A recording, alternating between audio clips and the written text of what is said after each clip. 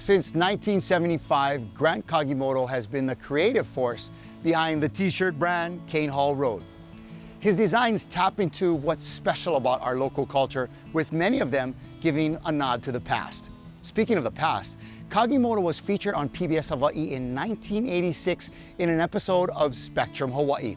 Even he's surprised that decades later, he's still in business.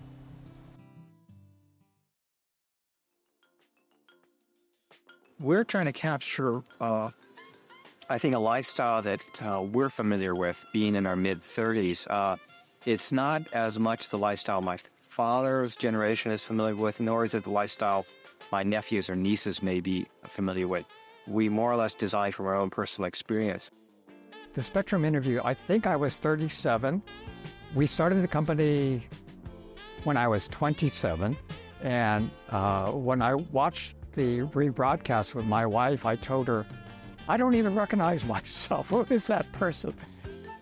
If you would have asked me back then, are you going to be around in another 30 years? I would have said, no, I don't think so. Or might be just retired sitting on a beach somewhere.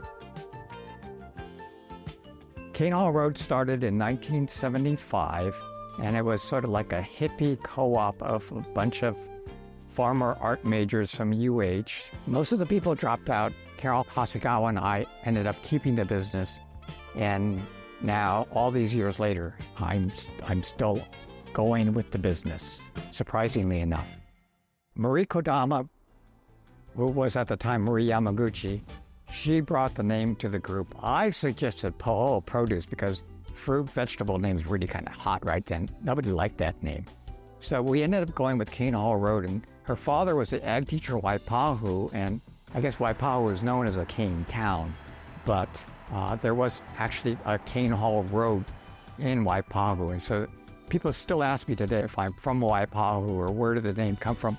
And if they're under 30, they usually don't understand the name at all because sugar plantations have been long gone, and much to my chagrin, you know, those kind of terms have disappeared. We try to have a subject matter that's fairly broad, but as we see the local neighborhood shave ice stands disappearing around us, and as we see more and more fast food establishments come up with this kind of generic American quality to them, we fear that those things that have made Hawaii a unique and wonderful place to live in, we feel those things are disappearing, and we have an obligation to some extent to preserve that.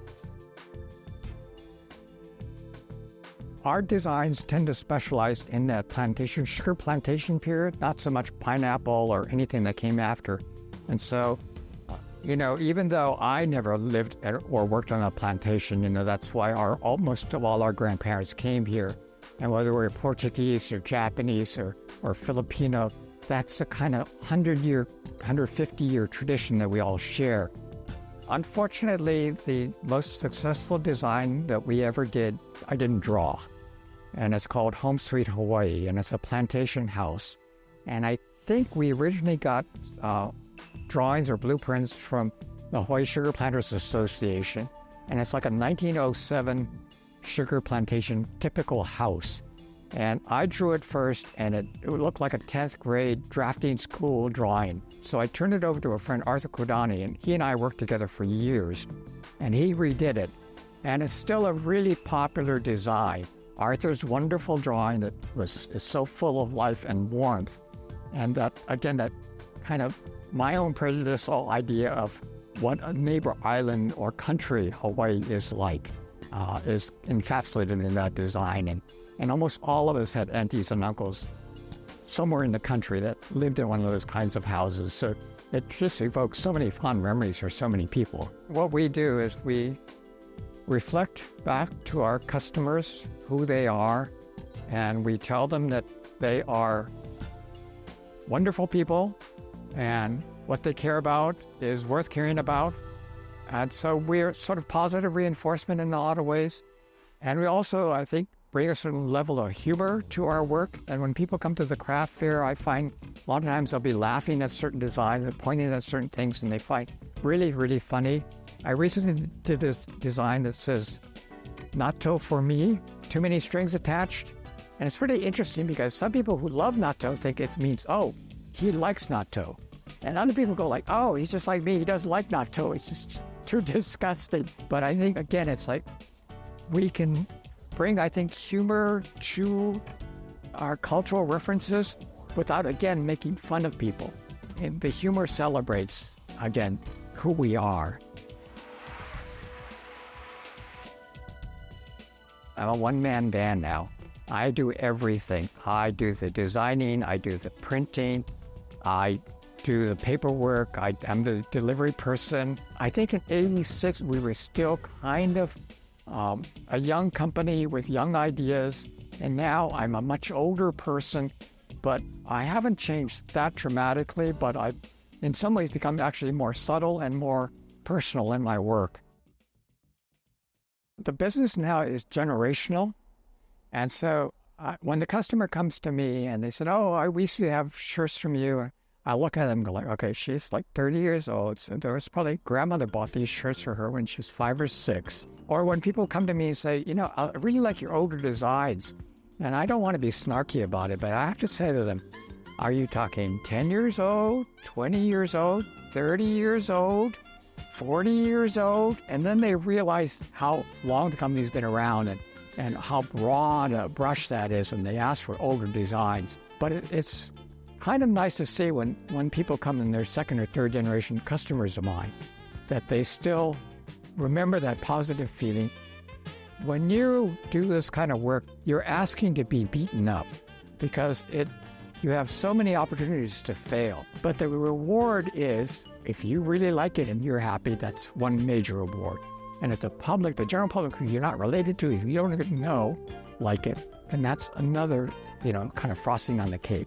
We come out of, quote unquote, the Hawaiian Renaissance, and I've always found that term a little difficult for me because I'm not Hawaiian, but it was a magical time that maybe lasted 10 years and has never come again.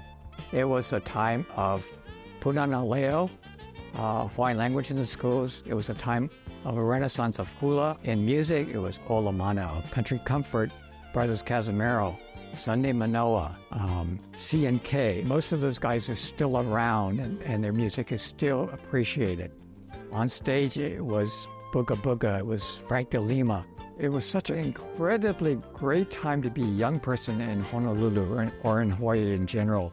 I think if we had come 10 years earlier or 10 years later, we wouldn't have succeeded. But we came when it was just in the air, and it was just magic, and we were so, so lucky.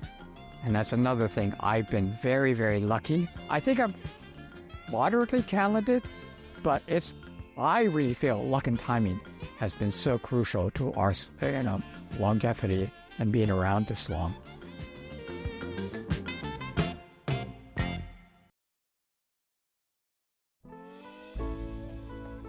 Mahalo for joining us. It is because of the generosity of viewers like you that we are able to share these stories. If you would like to support our mission to advance learning and discovery, please visit pbshawaii.org and click on the Donate Now button. For Homi's here, I'm Kala'i Miller. Ahui ho.